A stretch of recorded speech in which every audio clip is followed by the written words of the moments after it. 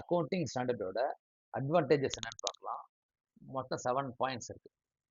இது நம்ம ஈஸியாக ஞாபகம் வச்சுக்கணும்னா, ஆல்வேஸ் ரிமெம்பர் 2 கம்பெனிஸோட ஆனுவல் ரிப்போர்ட் இல்லாட்டி ஃபைனான்ஷியல் ஸ்டேட்மெண்ட் இருந்தால் எப்படி இருக்கும்னு யோசிச்சு பாருங்க.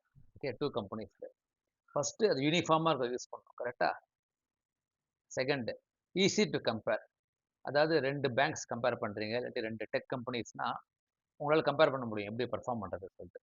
அதே மாதிரி ஆடிட்டிங் யூஸ்ஃபுல்லாக இருக்கும். நீங்களே ஆடிட் பண்ணுறீங்கன்னா அடுத்த பேங்க் போனீங்கன்னா அதே மாதிரி கைட்லைன்ஸ் இருக்கும். கரெக்டாக?